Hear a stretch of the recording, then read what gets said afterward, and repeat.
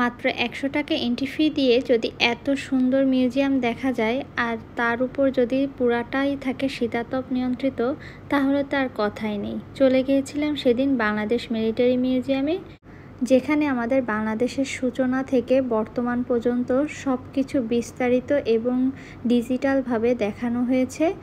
পাশাপাশি প্রত্যেকটি ফ্লোরে ইন্ডিভিজুয়ালি দেখানো হয়েছে যে আমাদের ডিফেন্সে আর্মি, এয়ারফোর্স, নেভি কিভাবে আমাদের দেশের জন্য ওরা কাজ করে গিয়েছে এবং কিভাবে ওরা অবদান রাখছে, সব কিছুই বিস্তারিতভাবে দেখানো হয়েছে।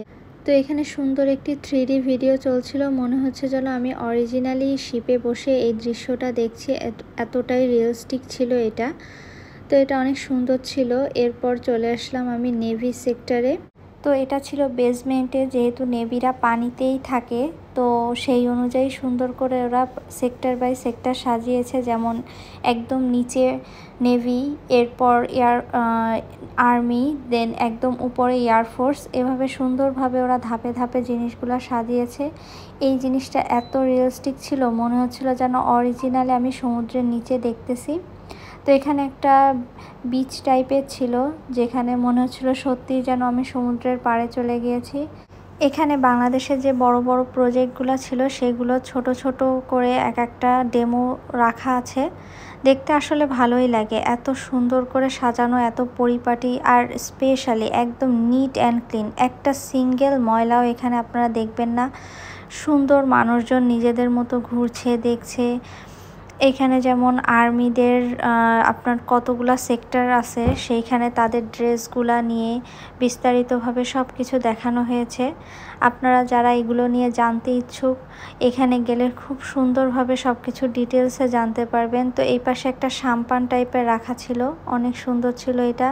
আর এটা আমাদের মোস্ট পপুলার যেটা পদ্মা সেতু, সেই পদ্মা সেতুর বিশাল একটা প্রজেক্ট এখানে দেখানো হয়েছে।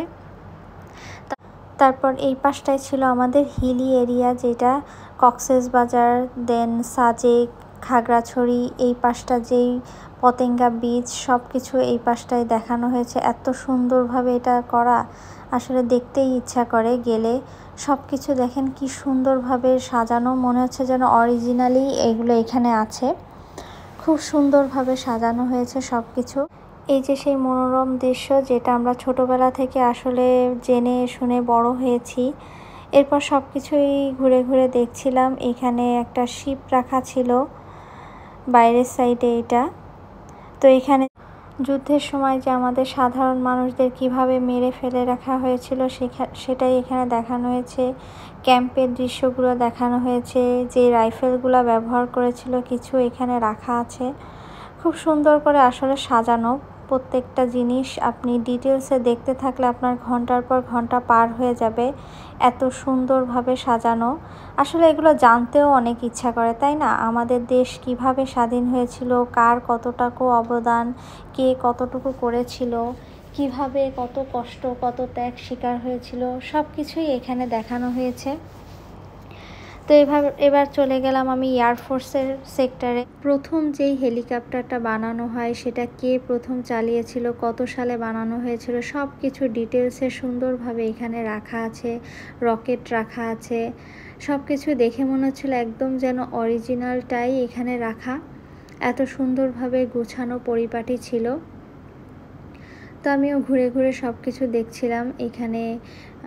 আজকের ভিডিওটা আসলে এখানে যারা আসে নাই তাদের জন্যই, কারণ যে যারা এসেছে তারা তো জানে এটা কত সুন্দর, আর যারা আসে নাই তারা এই ভিডিও দেখে অবশ্যই মনে হবে যে না, আসলে একবার হলেও ঘুরে দেখা উচিত। কারণ যে আমাদের দেশের ভিতরে এত সুন্দর, এত পরিপাটি করে, এত বিস্তারিতভাবে একটা জিনিস আসলে সাজানো, যে মিউজিয়ামটা আসলে আমাদের প্রত্যেকটা বাঙালিরই উচিত একবার হলেও ঘুরে দেখা। তো অনেক ফরেনাররা আমি এখানে দেখলাম যারা আসছে ভিজিট করতে।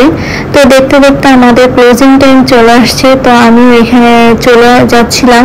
তখন দেখলাম এখানে আপনার ঝর্ণাটা ছাড়া হয়েছে এবং মিউজিকের সাথে সাথে এটা সুন্দরভাবে হচ্ছে। তো আপনারাও এনজয় করতে থাকেন এটা দেখতে দেখতে। তো আজকের জন্য আল্লাহ হাফেজ সবাইকে।